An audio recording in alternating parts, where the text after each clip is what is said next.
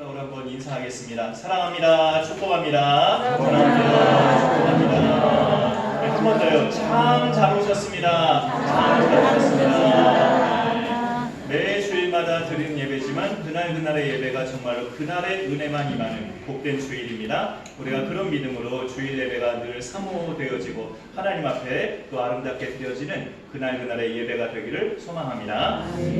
미국의 한 유명한 목사님이 2주 동안 세미나 인도차 바로 미국 위에 있는 캐나다로 그렇게 방문을 했는데 혼자 몸으로 가게 됐어요. 사모님과 같이 가지 않고 혼자 가게 됐는데 이 세미나가 2주 있다 보니까 그 사이에 며칠 그 공백 시간이 발생한 거예요. 세미나와 그 다음 세미나 사이에 며칠 동안 쉬는 시간이 있었는데 묵고 있는 호텔에서 딱히 할 일도 없고 또 집 생각도 나고 하면서 이 목사님이 호텔 문 밖을 들어왔다 나갔다 하다가 엘리베이터를 타고 자기가 이제 숙소가 있는 6층 버튼을 누르고 문이 닫히려고 하는데 갑자기 문이 누군가의 팔이 쑥 들어오면서 문이 다시 열리는 거예요.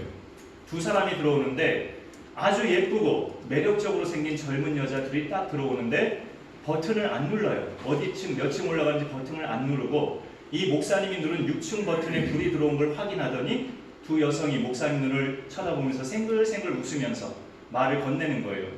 6층 가시나 봐요. 오늘 오후 시간 어때요? 저희들이랑 놀면 재밌는데 하면서 이렇게 목사님에게 말을 건네는 겁니다. 그럴 때 순간 이 목사님이 두려움과 위기감이 마음속에 막 복잡하게 몰려오는 겁니다. 위기감을 느끼면서 이 목사님 마음에서 제일 먼저 떠올렸던 생각이 뭐였냐면 이게 참 하나님의 은혜인데요. 자신이 평상시에 암송하던 말씀들이 그 순간에 떠올려졌다는 거예요. 보통 이제 이런 상황들을 이야기하면 사람들은 흔히 상상하기를 이 목사님도 그래 와이프도 같이 없고 나 혼자 여기 왔는데 이 호텔 숙소는 아무도 보는 사람 없고 안전하니까 이 아가씨들과 한번 그렇게 시간을 보내볼까? 이런 생각을 가질 수도 있지 않겠는가? 아니면 혹시라도 이렇게 내가 유혹받을 때 누가 나 쳐다보지 않을까 하고 좌우를 막 살피면서 그렇게 신경 쓰고 있는 행동을 하지 않을까? 보통 사람들은 그렇게 상상을 하는데 이 목사님은 정말 하나님의 은혜로 평소에 자기가 암송하던 하나님 말씀이 떠올라서 그 말씀으로 이제 그 위기 순간을 모면했다는 거죠. 자기도 모르게 3층 버튼을 또 누르면서 6층이 눌러져 있는데 3층을 누르면서 곧바로 3층에 엘리베이터가 서자마자 내리면서 그 아가씨들이 향해서 빠이빠이 했다는 거예요. 나는 당신들이 던진 그 제안에 흥미가 없습니다. 안녕히 가세요 하고 빠이빠이 하면서 3층에 먼저 이렇게 급하게 내렸다는 거죠. 우리 이런 말을 들으면 목사라면 당연히 그래야 되는 거 아니야? 라고 우리가 쉽게 생각할 수도 있습니다. 물론 당연히 그래야 되죠. 그런데 글쎄요. 아무도 보는 사람이 없고 나를 아는 사람도 없는 타지에서 그런 유혹을 받는다면 최소한 잠시라도 흔들릴 수 있는 게 인간이고 그리스도인들도 예외가 아니에요. 이 목사님처럼 그 순간에 하나님 말씀이 떠올라서 그렇게 유혹을 뿌리칠 수 있었던 것은 단순히 그가 평소에 말씀을 암송해서가 아니라 자기가 암송한 말씀이 사람의 말이 아닌 하나님의 말씀이라는 것을 믿는 믿음이 있었기 때문이죠. 하나님의 말씀은 우리를 보호하시고 안전케 하시지만 또 무섭고 두려운 거거든요. 하나님 말씀을 어기면 어떤 벌이 있다는 것이 또 성경에 명확하게 기록되어 있기 때문에 하나님 말씀은 우리에게 보호망과 안전도 되지만 그 이면에 또 무서움도 되니까 내가 평소에 암송하던 말씀이 사람의 말이 아닌 하나님의 말씀이라는 것을 믿는 사람은 그런 유혹 속에서도 말씀으로 이겨나갈 수 있다는 것을 한 예로 보여주는 거죠. 바울이 데살로니가 교회 성도들을 칭찬했던 것이 바로 그 부분이에요. 13절에 나와 있는데 중반쯤에 너희가 우리에게 들은 바 하나님의 말씀을 받을 때에 사람의 말로 받지 아니하고 하나님의 말씀으로 받음이니 이것이 또 데살로니가 교회 성도들을 칭찬하는 아주 대표적인 그런 칭찬거리였었죠. 하나님 말씀은 전달되는 과정에서 중간에 달라지지 않아요. 그냥 그대로 전달됩니다. 말씀은 변하지 않는 거니까. 그래서 받는 사람이 그대로 받으면 하나님 말씀을 그대로 받는 거죠. 내가 누구한테 식기세척기를 받았어요. 식기세척기 한 대를 받았는데 받은 내가 그거를 식기세척기라고 생각 안 하고 밥그릇으로 생각한다든지 숟가락으로 생각한다든지 하면 그 식기세척기를 하찮게 여기는 거죠. 우리가 하나님 말씀을 받을 때 하나님의 말씀으로 안 받고 목사의 말로 받아들이면 하나님의 말씀을 싸구려 취급하는 겁니다. 하나님의 말씀은 이런 종이에 인쇄되어 있는 글자가 아니에요. 오늘 추가 말씀도 오늘도 몇 구절 준비해 왔는데 이 말씀을 먼저 같이 한번 우리가 읽어보겠습니다. 창세기에 있는 말씀이죠. 한번 읽어봅니다. 시작. 하나님이 이르시되 빛이 있으라 하시니 빛이 있었고 빛이 하나님 보시기에 좋았더라. 하나님의 말씀은 어떤 특성이 있냐면 하나님이 말하신 대로 이루어져요. 그게 하나님 말씀이에요. 하나님이 말하신 대로 이루어진다는 것. 이게 하나님 말씀의 능력이죠. 그리고 그 결과는 하나님이 보실 때 굿, 좋았다고 그렇게 결과가 나와요. 하나님 보시기에 좋았다는 말이 무슨 말일까요? 죄와 악이 없다는 겁니다. 죄가 없고 악한 것이 없다는 거예요. 6일 동안 천지창조 다 하시고 나서 보시기에 심히 좋았다는 것은 그 지어진 세계에 아직 죄와 악이 전혀 없는 상태였기 때문에 하나님이 보시기에 좋았던 거죠. 그래서 우리가 말씀 시간마다 나에게 전해지는 내용을 하나님의 말씀으로 받으면 그 말씀이 나한테 그대로 이루어지는데 그대로 이루어진다는 그 뜻은 내가 살아가면서 죄를 멀리하게 되고 악한 일에 동참하지 않는 결과로 나타난다는 거죠. 그러니 하나님 보시기에 좋은 거죠. 지난주일에 나눴던 말씀은 성시교독 내지는 성경 공독해서 말씀을 읽는 것과 관련된 말씀을 우리가 함께 나눴는데 예배에 있는 순서들 중에 오늘은 이제 설교, 이렇게 하나님 말씀을 우리가 같이 듣는 설교에 대한 것을 오늘 하나님 말씀으로 나누고자 합니다. 우리가 말씀을 받을 때에 하나님의 말씀으로 받으려면 그 전하는 자의 사람의 말로 받지 않고 살아계신 하나님의 말씀으로 받으려면 우리 속에서 전제되어야 될 게 두 가지가 있어요. 그 하나가 뭐냐면 우리 마음밭이 좋은 땅이 되어야 돼요. 우리 마음밭이 좋은 땅이 되어야 하나님 말씀으로 쏙쏙 들어와서요.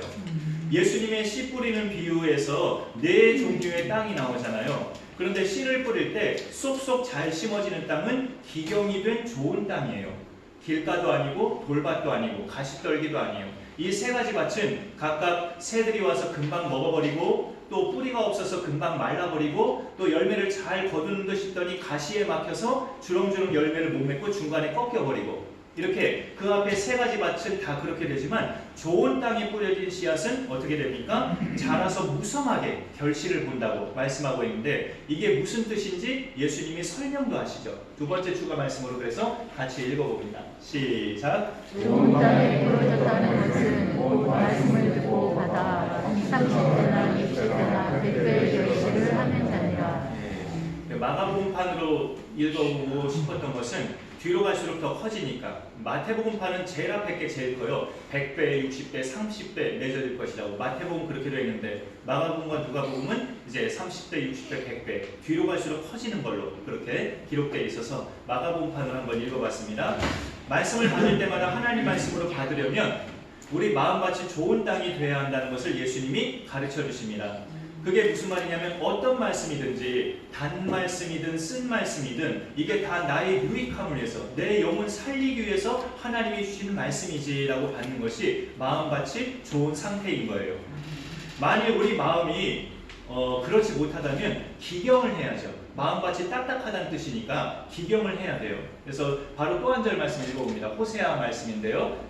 오늘 말씀 좀 있죠. 시작. 너희 문답을 기경하라. 지금이 곧 여호와를 찾으리니 마침내 여호와께서 오사 공의를 빛처럼 너희에게 내리시리라. 제일 앞에 있는 명령이 너희 묵은 땅을 기경하라. 묵은 땅은 오랫동안 내버려둔 땅, 그래서 딱딱한, 척박한 땅, 뭐 무성하게 이렇게 억새풀 같은 것만 무성하게 있는 그런 땅이죠. 거기에는 씨를 뿌려봤자 심어지지 않아요. 파종을 하려면 그 묵은 땅을 기경해서 좋은 밭으로 그렇게 만드는 갈아엎는 작업이 필요합니다. 우리의 마음밭을 기경한다는 게 무슨 뜻일까요? 회개를 말해요. 회개. 그 마음밭을 기경하는 것, 갈아엎는 것은 완전히 내가 돌이켜서 다시 하나님께 돌아오는 것을 뜻하기 때문에 회개를 말합니다. 불신자들 뿐만 아니라 하나님의 백성도 그렇게 살 때가 있잖아요. 하나님을 따르지 않고 집 나간 아들처럼 마음대로 사는 경우가 있잖아요. 그렇게 산다는 것을 여기 지금 읽은 호세아서 말씀에서 이런 표현이 있는데요. 끝에 마침내 여호와께서 오사 공의를 비처럼 너희에게 내리시리라. 우리의 묵은 땅을 기경하면 하나님의 공의가 우리 삶 가운데 임하는 거죠. 근데 묵은 땅으로 그냥 살고 마음대로 산다는 것은 하나님의 공의가 없이 산다는 거예요. 그냥 내가 법이고 내가 마음대로 하는 것이 그냥 말씀이고 내가 기준인 거예요. 그러니까 내 마음대로 사는 것. 집 나간 둘째 아들처럼. 그런데 그렇게 살다가 어떤 큰 사건을 계기로 내가 잘못 살았구나라는 걸 인정하고 하나님께 돌아오는 것. 그게 회개입니다. 돌아오는 게 회개죠. 이 회개 작업이 이루어지면 말씀을 받을 때마다 하나님의 말씀으로 받아져요. 이 회개 작업이 이루어지면 그게 묵은 땅을 기경하는 겁니다. 근데 이제 회개라는 것은 이런 것도 포함이 돼요. 내 그동안의 잘못된 생활 방식에서 돌이키는 것도 회개지만 우리가 하나님 말씀을 받을 때마다 그동안 하나님의 말씀을 잘못된 방식으로 만약에 받았다면 거기에도 회개가 필요합니다.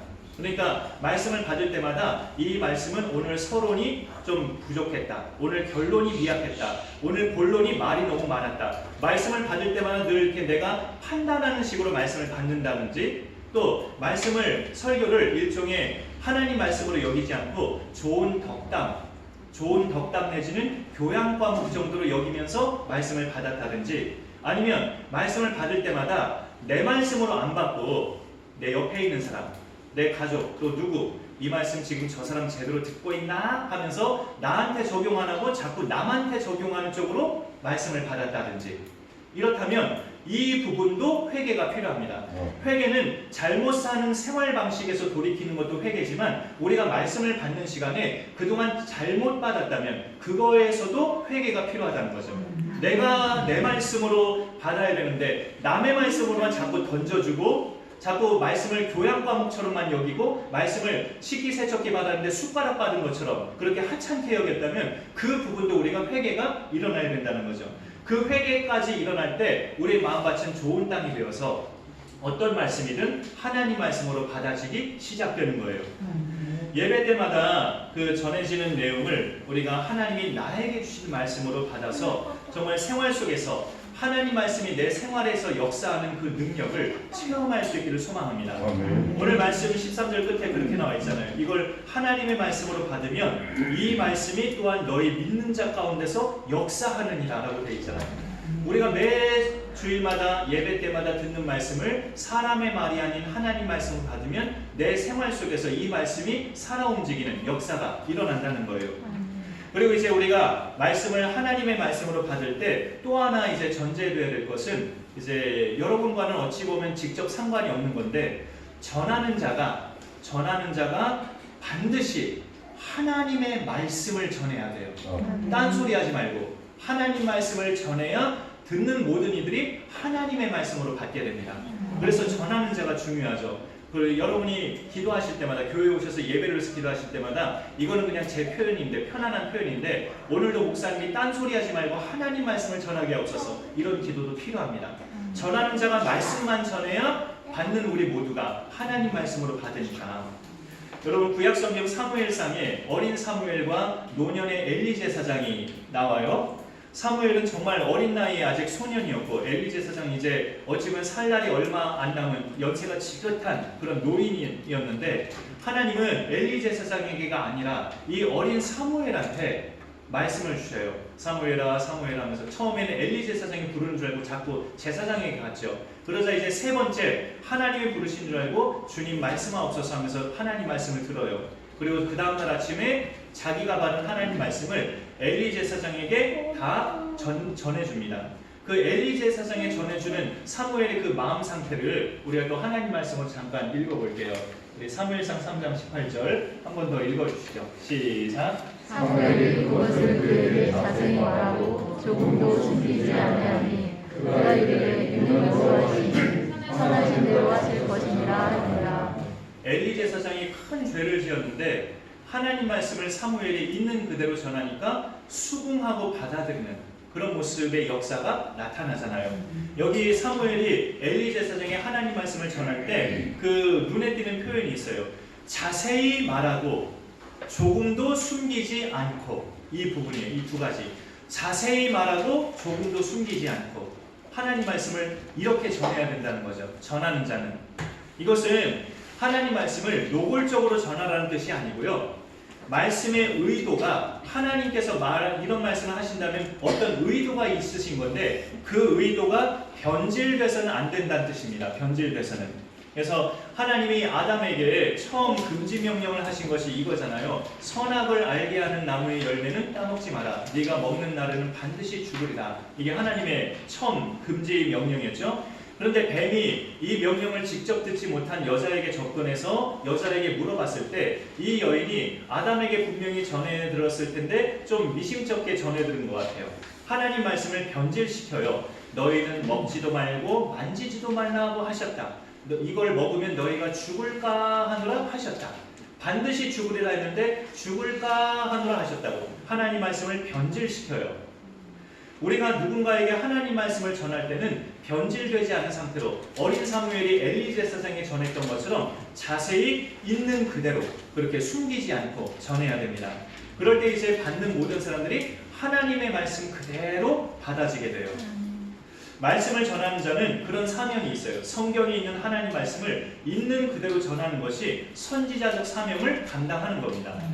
물론 이런 건 있어요. 똑같은 하나님 말씀을 전하더라도 더 은혜가 되게, 더 마음에 와닿게, 귀에 더 쏙쏙 들어오게 그렇게 잘 준비해서 전하는 것은 두말할 나위 없이 중요하죠. 그러려면 또 설교자는 많은 기도와 묵상과 연구와 연습도 필요해요. 그리고 무엇보다 성도님들의 삶의 환경이 어떤지, 생활 환경이 어떤지 그것도 알아야 적용에 맞춰서 말씀을 전하게 되죠. 그러나 가장 중요한 것은 오늘 말씀에서 하나님이 하시려는 말씀이 무슨 말씀인가 그걸 전하는 거예요. 오늘 이 본문에서 하나님이 우리에게 전하고 싶어하는 말씀이 무엇이냐 이거를 정확히 알아서 전하는 것이 제일 중요합니다. 오늘 읽어주신 데살로니가 2장에서는 제일 중요한 것이 너희가 말씀을 받을 때마다 사람의 말로 받지 않고 하나님의 말씀으로 받아야 된다는 이겁니다. 이게 오늘 핵심이죠. 그러면 이거를 설교자는 그대로 전해야 돼요. 우리가 예배 때 말씀을 받을 때마다 인간의 말로 받지 않고 하나님의 말씀으로 받아야 합니다. 이것만 전해도 이제 핵심은 전한 거죠. 이제 거기에다 여러 가지 살을 붙여서 더 와닿게 전하는 것은 또 전환자의 기술이고 영성이고 그런 부분이 또 준비가 돼야 될 줄로 압니다. 근데 이제 설교는 아시다시피 그러면 우리가 이 말씀 가지고 일주일 동안을 또 어떻게 살아야 되는가 삶의 적용까지 전해야 되는 것이 설교이기 때문에 그 부분까지 전하는 자는 나아가야 되는데 거기에서 설교자가 늘 유혹받는 게 뭐냐면 저만 유혹받는 건지 모르겠어요. 혹시 설교자가 그 부분에서 늘 유혹받는 게 뭐냐면 하나님 말씀을 빙자해서 자기가 하고 싶은 말을 하는 것 이게 설교자가 늘 유혹받는 부분 중에 하나예요. 설교자가 이걸 이기면 하나님 말씀만 전하게 돼요. 그래서 온전하게 하나님께 쓰임받는 설교자가 되는 거죠. 우리 교회는 매 주일마다 이제 또 안 보시는 또 이렇게 숫자가 장수가 모자라서 못 보시는 분 계실지 모르겠지만 그날 설교 내용물을 앞뒤로 또 나름대로 요약해서 또 유인물을 같이 배부해 드리죠. 주일 예배 설교를 제가 준비한 일정을 잠깐만 오늘만 말씀드린다면 성경 본문이나 설교 제목은 수요일 이전에 보통 정해져요. 월요일이나 화요일쯤에. 그리고 수요일 이전에는 잘 원고를 안 쓰는 이유가 수요 설교가 또 있기 때문에 수요 예배도 원고를 써요. 그래서 완전 원고로 주일 낮 예배와 수요 예배만 그 두 가지 설교만 완전 원고로 준비하고 새벽 기도회와 금요 기도회는 원고 없이 그냥 내용만 숙지하면서 간단하게 전합니다. 근데 수요 예배는 또 수요 예배의 말씀이 있어서 잘 주일 예배 설교가 집중이 안 되기 때문에 일단 수요일 지나고 나서 그때부터 주일 예배 원고는 쓰기 시작해요. 보통 목요일 낮부터 해서 금요일 저녁까지 일단 완성을 해요. 가능한 한 금요일 저녁까지 완성하고 토요일은 뭐 하느냐 여러분들께 배부해드린 유인물 이 유인물이 제 설교 원고의 한 60% 분량이에요. 그 양으로. 그러니까 줄이는 거죠 제가. 그 줄이면서 여러분들께는 앞뒤 한 장으로 꽉 채워진 그런 유인물로 배부해 드리는 겁니다. 그런데 그 작업이 이제 오래 걸리면 한 2시간 정도 걸려요. 그런데 그 작업이 저한테 유익한 점이 있더라고요. 뭐가 유익하냐면 유인물 만들기 전에 제가 이 개인 원고만 완성했을 때는 그런 게 눈에 안 들어왔는데 유인물로 요약하려다 보니까 이런 게 잘 들어와요. 말을 너무 내가 반복하고 있다. 똑같은 말을 내가 여기서도 또 하고 여기서도 또 하고 그 다음 페이지에 또 하고 있네 하면서 자꾸 똑같은 말을 반복하면 듣는 분들이 기도하겠다라는 생각이 들어서 반복되는 것은 좀 빼요. 제 원고에서도 빼고 유인물에서도 빼고, 그럼 전하는 시간에도 안전하게 되는 거죠. 그리고 또 하나의 유익함이 뭐냐면, 이게 정말 그 결정적인 유익함인데, 제가 제 원고만 완성했을 때 눈에 잘 안 들어오다가 유인물을 만들어 드릴 때 눈에 들어오는 게 뭐냐면, 이 내용은 그대로 전했다가는 우리 성도님 중에 누군가는 상처받겠다, 그런 거 눈에 띄어요. 이 내용은 그대로 전했다가는 누군가는 상처를 받겠다, 말씀을 요약하면서 그게 눈에 들어오는 거예요. 제 원고만 쓸 때 눈에 잘 안 들어왔다가 여러분들께 드린 유인물을 이제 만들기 작업할 때 제 유인물에, 제 설교에서 요약하는 거니까 읽어봐야 되잖아요. 읽어보는데 이거는 누가 들으면 좀 상처가 되겠구나 라고 하는 것은 여러분의 유인물에도 빼고 제 설교 그 내용물에도 빼서 전할 때도 이제 안전하게 되는 거죠. 그런 유익함이 있었어요, 매 주마다 사실은. 그런데 요즘에는요, 자주는 아니지만 아주 가끔 이런 생각이 들 때도 있어요. 이 내용도 그대로 전하면 상처받을 대상이 계실 것 같은데 이제는 전할 때가 됐지 않을까, 이런 생각이 드는 것도 있어요. 어떤 거는 아주 가끔은 그런 생각이 들 때가 있단 말이죠. 그러면 그런 때는 그 내용은 안 빼요. 그대로 전하는데, 그러기까지 이제 기도를 하죠. 기도를. 하나님, 이 내용은 왠지 빼지 말아야 될 것 같아서 제가 그대로 오늘 전하고자 합니다. 이 말씀을 나누는 모든 분들의 마음을 지켜주시고 만져주셔서 상처가 되지 않게 하시고 깨달음이 되게 하옵소서. 그렇게 기도하면서 전해요. 근데 무엇보다도 사실 결정적으로 중요한 것은 전하는 자의 마음속에 사랑이 있으면 돼요. 사랑이 있으면.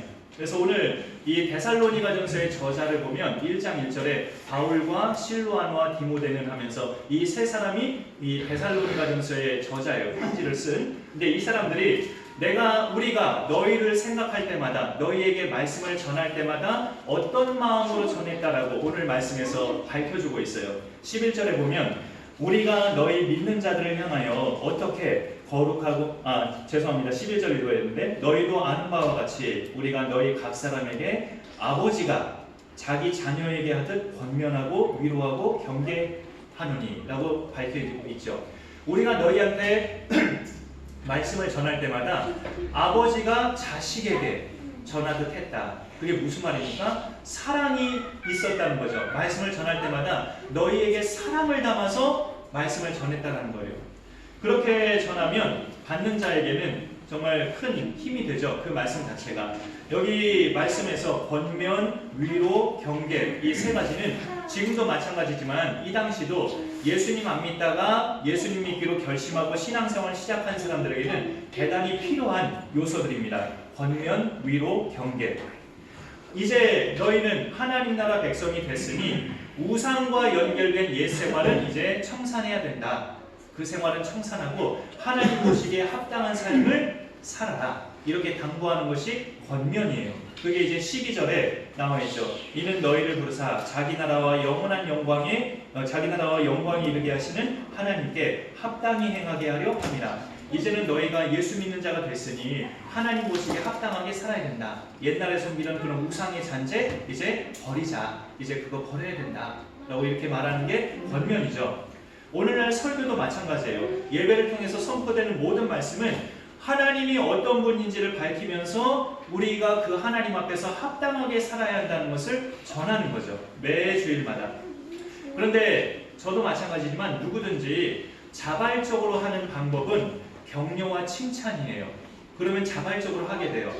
그것을 이제 오늘 말씀에서는 위로라고 말을 해요. 권면하고 위로하고 라고 그 다음에 나와 있죠. 이 당시 그리스도인으로 산다는 것은 저번 주에도 말씀드렸지만 정말 환난 가운데서 믿음을 지키는 삶이었어요. 많은 환난 중에서. 데살로니가 교회의 성도들은 그 점에서 사도 바울의 칭찬을 받았는데, 우리 마지막으로 추가 말씀 한 절만 더 읽어보겠습니다. 데살로니가 성도들이 받은 칭찬이에요. 시작. 또 너희는 많은 환난 가운데서 성령의 기쁨으로 말씀을 받아 우리와 주를 만나는 자가 되었으니. 이 말씀을 보면 복음의 말씀, 특별히 이 말씀은 처음에 예수 믿었을 때 받은 복음의 말씀이에요. 예수가 너희의 구세주고 너희의 죄 때문에 죽으시고 부활하셨다는 그 복음의 말씀을 받을 때 데살로니가 성도들이 그 말씀을 받을 때 성령의 기쁨으로 받았다고. 환난 받으면서도 예수 믿으면 어떤 불이익을 당할지도 모르는데 그럼에도 이 복음의 말씀을 받을 때 성령의 기쁨으로 받았다고 이것을 바울이 지금 칭찬하고 있어요. 이렇게 살아가는 믿음 지키며 살아가는 성도들에게 하나님 말씀을 전할 때 반드시 필요한 것이 격려, 위로, 칭찬이에요. 이런 코로나 시국에도 오늘도 이렇게 교회에 오셔서 예배드린 여러분을 보면 정말 훌륭하시고 참 귀하시죠. 매일매일 직장에서 또 가정에서 마라톤 하듯이 일하시는 분들은 주일만큼은 좀 쉬고 싶다는 생각도 드실 수도 있는데 그런 것을 또 뿌리치고 하나님께 나와서 예배드리는 모습을 보면 우리 하나님도 정말 기뻐하실 거예요. 참으로 잘하고 계시고 정말 멋지셔요. 제가 지금 여러분께 드리는 이것이 위로예요. 위로, 격려.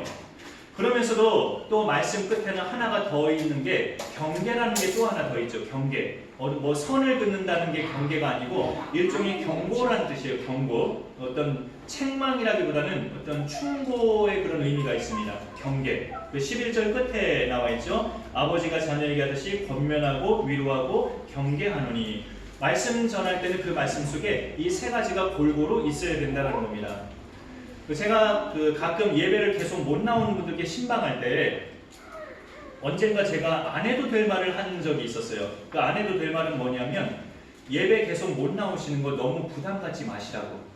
이거는 어쩌다가 예배를 빠지시는 분들께는 드려도 돼요. 그런 말은. 늘 매주 나오다가 어느 한 날 부득이하게 못 나오신 분들께는 그래서 그분이 너무 마음속에 무거운 부담감을 가질 때는 너무 부담 갖지 마시라고. 하나님이 중심 아시니까 괜찮아요. 그런 분들께는 해도 되는 말이죠. 적합한 멘트예요. 그러나 예배를 계속 못 나오는 분들한테 신방 가면서 너무 부담 갖지 마세요. 이거는 적합하지 않더라고요. 오히려 듣는 분들이 목사가 그렇게 말을 하면 더 풀어지게 되더라고요. 그래서 목사님이 그렇게 말했지, 안 나와도 된다고 했지, 그렇게 받아들여지게 되더라고요.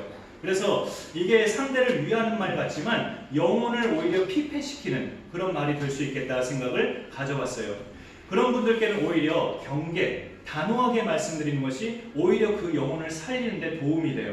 집사님, 기도하시고 이번 주에는 오셔야 돼요. 계속 이렇게 사시면 안 돼요. 예배를 드려야 집사님이 살고 가정도 살고 자식도 살고 사업도 하나님이 운영해 주셔요. 그렇게 아셔야 돼요. 이게 오늘 말씀에서 경계예요. 경계. 경고하는 것. 단호하게 말하면서 결단을 촉구하는 거죠.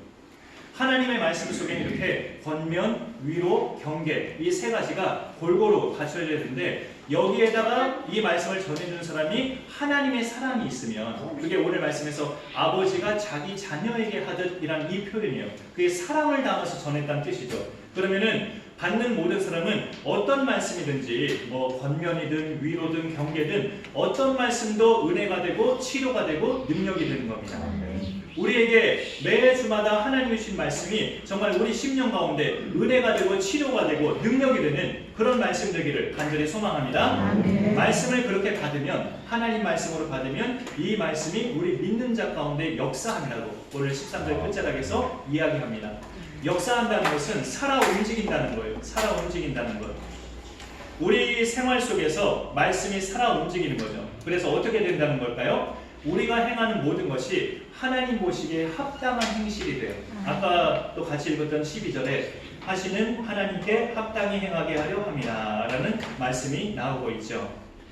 하나님이 우리에게 말씀하실 때는 이렇게 모인 분들 전체에게 공동체적으로 주시는 말씀도 있지만 말씀을 주신다는 것은 기본적으로 각자 개개인에게 주신다는 뜻입니다. 우리가 수천 명이 모인 대형교회에서도 하나님의 말씀이 선포되는 순간에는 각자 개개인에게 말씀을 주시는 거예요. 전하는 설교자도 전하면서 하나님이 자기한테도 말씀하시는 거예요. 그러니까 우리가 말씀을 받을 때는 집단적으로 받기보다는 나한테 주시는 말씀으로 받는 게 맞아요. 그래서 하나님의 말씀이 너희 삶 가운데 역사한다는 뜻은 내가 바뀐다는 뜻이에요. 그 말씀을 내 말씀으로 받아서 내가 바뀐다는 뜻이 이 말씀이 너희 믿는 자 가운데 역사한다는 뜻입니다. 내가 다른 사람이 된다는 것. 여러분, 그 세상에서 제일 어려운 일이 뭐라고 생각하세요? 내가 딴 사람 되는 거예요. 이게 제일 어려운 일이에요. 내가 달라지는 것. 정말 어려운 일인데 우리가 말씀을 받을 때마다 사람의 말로 안 받고 하나님의 말씀으로 받으면 이 어려운 역사가 일어날 수 있다는 겁니다. 가정이든 직장이든 교회든 정말 행복해지고 부흥되는 비결은 내가 바뀔 때 시작이 됩니다. 근데 나를 달라지게 할 만큼, 나를 변화시킬 만큼 엄청난 힘은 하나님 말씀밖에 없어요. 아멘. 그러니 우리는 말씀에 대해서 그런 믿음을 가져야 돼요. 이 말씀이 나를 달라지게 할 수 있다. 이 말씀이 수십 년 습관들인 나의 악습관을 끊을 수 있다. 이런 믿음을 가지고 말씀을 받을 때 그게 하나님의 말씀으로 받는 거고, 그렇게 믿음으로 받으면 내 삶에 그 말씀이 역사해서 내가 다른 사람으로 변화가 되는 겁니다.